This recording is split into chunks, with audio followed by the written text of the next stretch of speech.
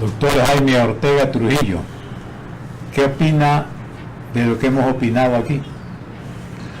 Bueno, en realidad el panorama político y más que político institucional del país es grave. Hay descontento, hay frustración. El país está ávido de liderazgo. La ciudad de Guayaquil es prueba de aquello. Un municipio que salió de los escombros de las anteriores administraciones y responde motivado, agradecido, coparticipa en el desarrollo de la ciudad respondiendo a un líder. Esto extraña el país a nivel nacional, no solo de sus líderes aparentemente ausentes, sino de sus instituciones totalmente corroídas, con derecho, con razón. El mismo doctor Julio César Trujillo analiza lo que hace pocos años era una esperanza. El Consejo el Consejo de Participación Ciudadana y el Consejo de Transparencia, revelados hoy como ciertamente son instituciones huecas, innecesarias, que han coadyuvado a la frustración del ciudadano y que impide que se tome o analice el problema donde ciertamente está, en el elector, que elige a su vez a los electores. El problema del líder es problema humano, es problema de personas. El problema de las instituciones comienza con las tres funciones del Estado que reclaman su participación democrática, constitucional y legal. Eso ya no existe.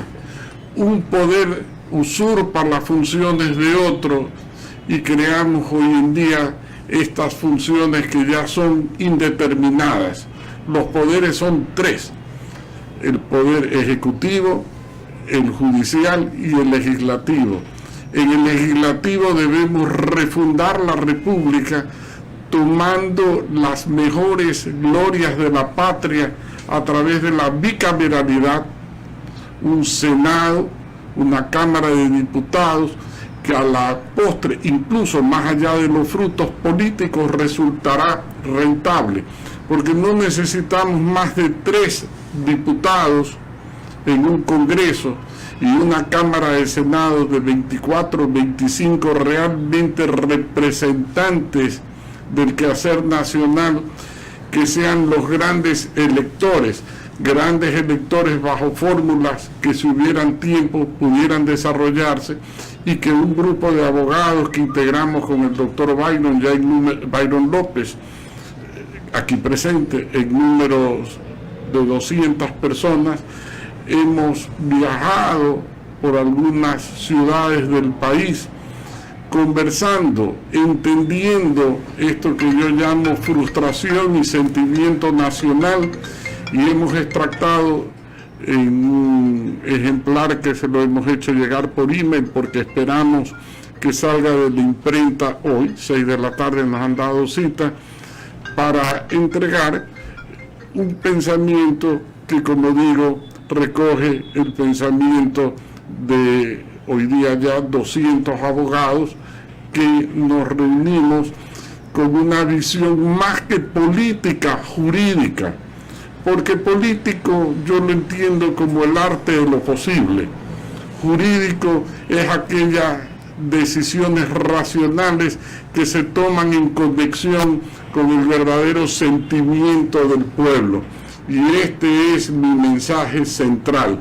El gobierno debe acentuar los mecanismos de sintonía con el mandante para que las leyes sean productos del consenso y que el consenso determine en la necesidad e imposición de ellas. Doctor Byron López, ¿hacia dónde se dirige el Ecuador?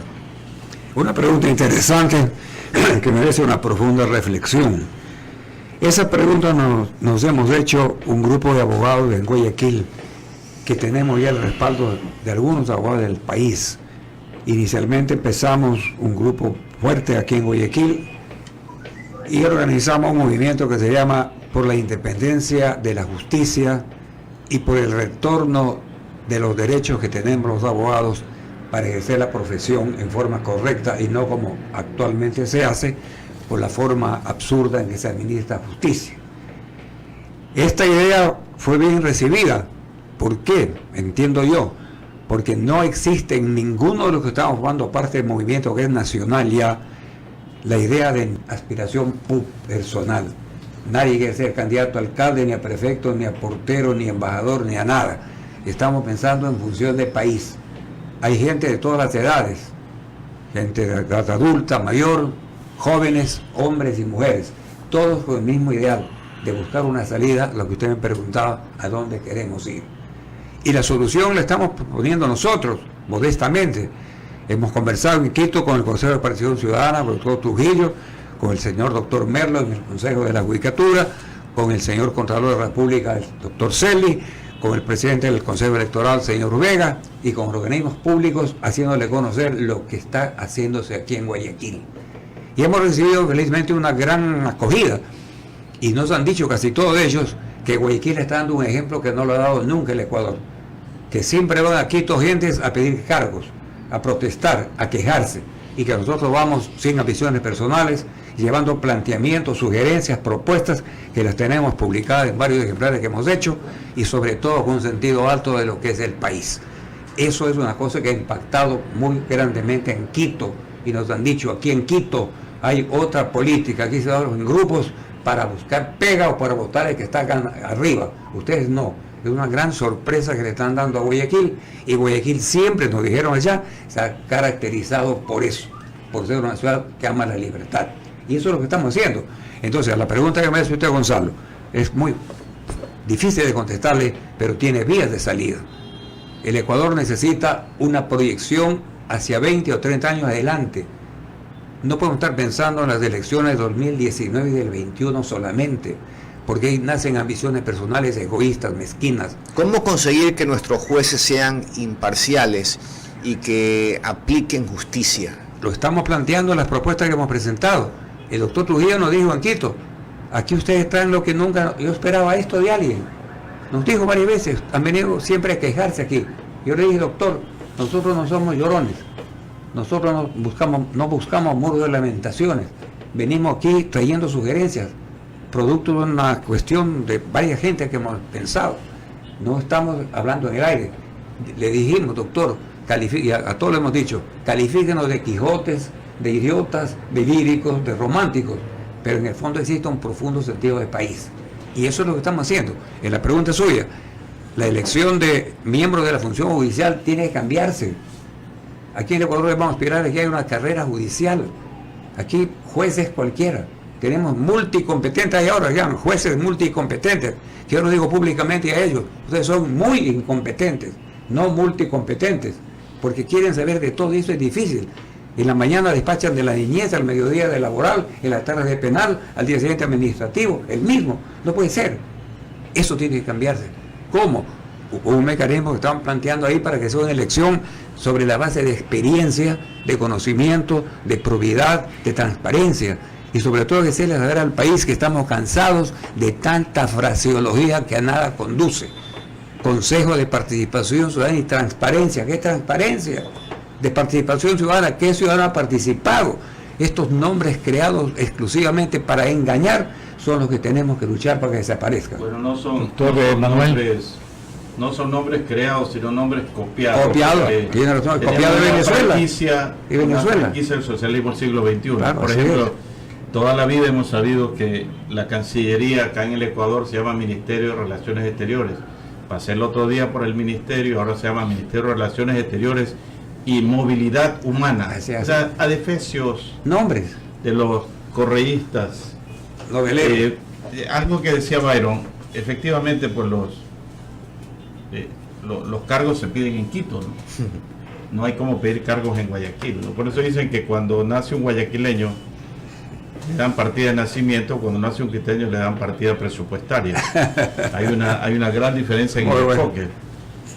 Yo quería comentar y escuchar las reflexiones aquí de estos dos distinguidos jurisconsultos es porque el tema jurídico afecta a lo económico, la percepción que se tiene del Ecuador en el exterior. No hablemos de comentarios locales, porque algunos dirían, bueno, son comentarios sesgados, pero cuando nos analizan desde el exterior, importantes instituciones, organizaciones no gubernamentales, como por ejemplo el Foro Económico que se reúne anualmente en Davos, o como cuando hace un análisis también de la situación de nuestros países, fundaciones como la ubicada en Washington, la Fundación Heritage. Esta última tiene que ver con la creación del índice de libertad económica, en el que el Ecuador definitivamente palidece. El Foro Económico de Davos, en cambio, hace un análisis de la competitividad de nuestro país. En ambos índices le ganamos ¿a quién? Le ganamos a Zimbabue, ciertamente, le ganamos a Corea del Norte, le ganamos a Venezuela, ya no debe ser sorpresa. ¿Por qué? ¿Cuáles son los factores fundamentales? Parece mentira que así lo sea, pero es una realidad vista desde afuera, que los principales problemas por los cuales Ecuador no tiene libertad económica que necesita para crecer económicamente y no alcanza los niveles de competitividad para poder hacer realidad el enorme potencial económico que tiene, está basado en dos aspectos: la falta de independencia de los poderes y el irrespeto al Estado de Derecho. No son factores económicos, porque podría decirse, por ejemplo, no, es que Ecuador no tiene recursos naturales. Pues Japón no tiene recursos naturales, es una gran fábrica flotante, pero la disciplina que hay en Japón es lo que explica por qué Japón es lo que es. Es que no somos industrializados y por eso es que no crecemos. No, hay países como Australia y Nueva Zelanda que son países eminentemente agrícolas, que no tienen industrias, no industrias como las tiene Corea. Por eso en esta radio criticábamos en años anteriores ese adefesio que planteaba el gobierno anterior de la nueva matriz productiva, como si el Ecuador no tuviera una matriz productiva eficiente, que es básicamente su sector agropecuario. Entonces estos dos aspectos, Byron, Jaime, el problema de la falta de independencia de poderes y el irrespeto al Estado de Derecho, aparte de otros problemas de institucionalidad, son los que desde afuera nos convierten en un país poco atractivo para la inversión. Antes que ustedes sigan con sus comentarios, recordarles algo, unas cifras del Foro Económico Mundial. El Ecuador tiene un ranking de 86 entre 140 países. Y en el asunto de independencia de la justicia, donde la calificación máxima es el 7, es decir, total independencia, el Ecuador escasamente tiene el 1.9 sobre 7 y tiene un ranking de 135 entre 140 países. Incidencia de corrupción, el máximo es 100, máximo significa no tener corrupción. El Ecuador 32 sobre 100 y su ranking 99 entre 140. Ese es el problema. Jaime Ortega. Resulta fácil las respuestas desde mi punto de vista, obvias más que fáciles. No sé por dónde comenzar, si por las instituciones que deben garantizar la producción o la producción que sustenta las instituciones. Entonces me es indiferente, voy a comenzar por las instituciones.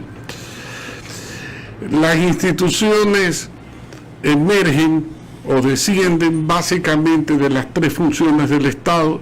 Divídalas como las quiera subdividir y llámelas como las quiera llamar: ejecutivo, legislativo y la función judicial.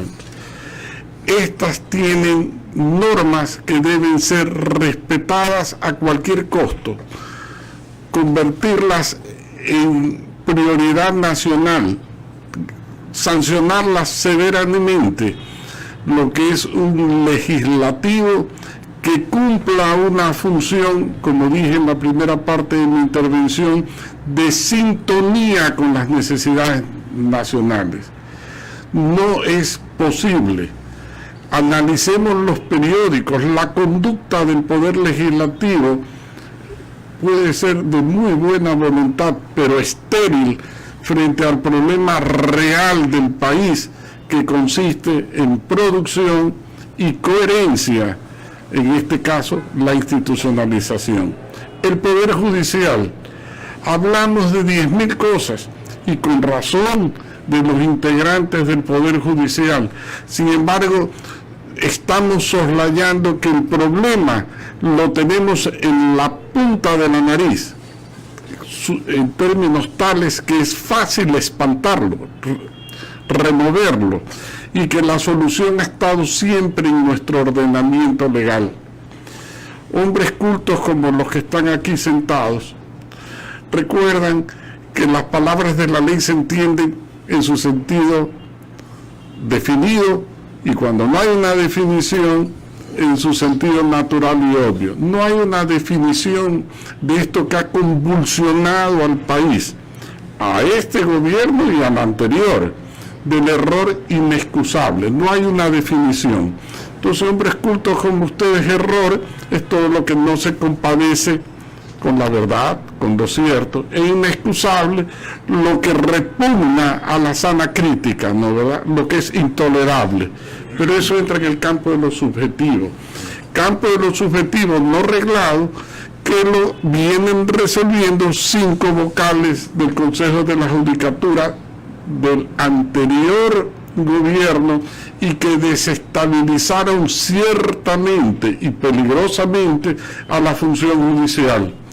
Todavía no se lo define, todavía no se lo sustrae, y ya quiso desestabilizar al actual gobierno a propósito de alguna providencia que se dictó sobre el entonces director del Seguro Social, después candidato a la presidencia, el señor Espinel. ¿Cuál es la solución? Caballeros, desde que el país es república, y en todas las repúblicas del mundo, existen 3 situaciones. El prevaricato. ¿Qué es el prevaricato? Cuando un juez actúa contra lo que expresamente la ley le prohíbe, o deja de hacer lo que la ley manda. No hay que ser muy creativo para recurrir a novelerías como el error inexcusable y seguirlas tolerando, cuando en la legislación ecuatoriana existe el prevaricato, y en la legislación ecuatoriana también existe el delito flagrante. Una pregunta, Jaime, solo para ilustrar a la audiencia.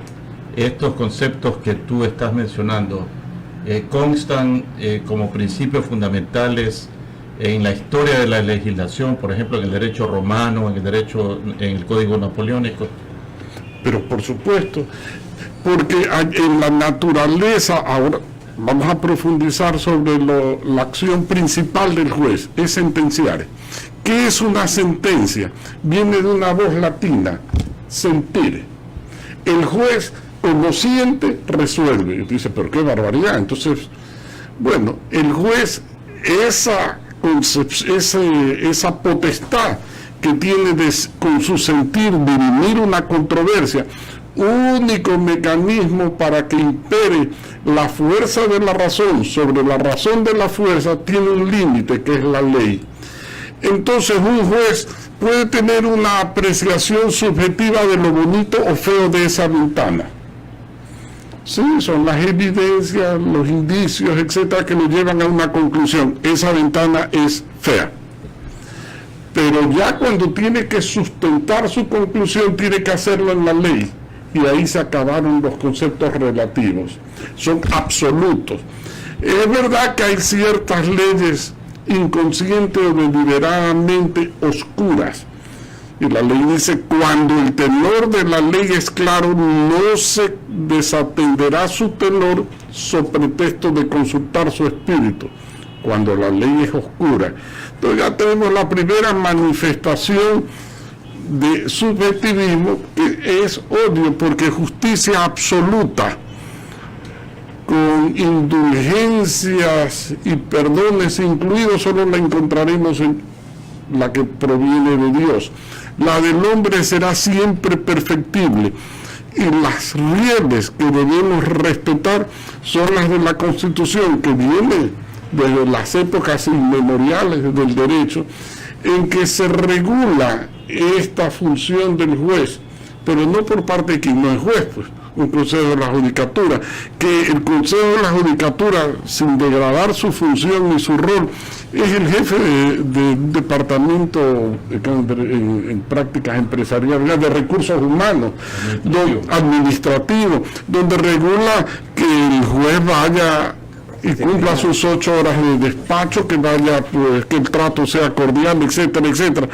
Como también hay en los hospitales, pues, jefe de recursos humanos, administrativos, etcétera, etcétera, pero el que sabe si extirpa o no el pulmón, o un cáncer o lo que sea, no sé, cualquier ejemplo, es el médico, la parte técnica. Entonces, hay otros aspectos y hay que ver un poco el desacierto del gobierno anterior. En el prevaricato, por ejemplo, ya vieron que necesitaban abusos de ciertos jueces, le quitaron el nombre de jueces y los llamaron ejecutores a los de coactiva, y usted tenía abusos que se cometían en lo que entonces era el AGB, después en la Corporación Financiera Nacional y en una serie de instituciones que tenían jurisdicción coactiva y que recibían órdenes de arriba. Entonces, para evitar que esos jueces sean sancionados, los sacaron, les quitaron la palabra jueces y expresamente los excluyeron. Ellos no cometen prevaricato, en ellos se consagra la impunidad, el desafuero, el abuso, la arbitrariedad. En el Poder Ejecutivo es indiscutible que hay una introvisión de funciones en todas las áreas, y ya la doctrina del derecho la tolera, entonces ya no le llama poderes, sino que le llama funciones porque son entrelazadas. Pero el entrelazamiento tiene que ser reglado. El Ejecutivo puede intervenir en el legislativo con la iniciativa legislativa, puede intervenir en el legislativo vetándole sus leyes, pero no puede intervenir en el legislativo en el orden del día o en la administración y desempeño de los asambleístas, diputados, etcétera. En el Poder Judicial, lamentablemente, las pruebas que se han sucedido de desafueros, de arbitrariedades, de presión, pues necesitaríamos este programa y sin más, solo para denunciarlos, mucho menos para analizarlos. Doctor López. La pregunta de Carlos Julio es sumamente importante.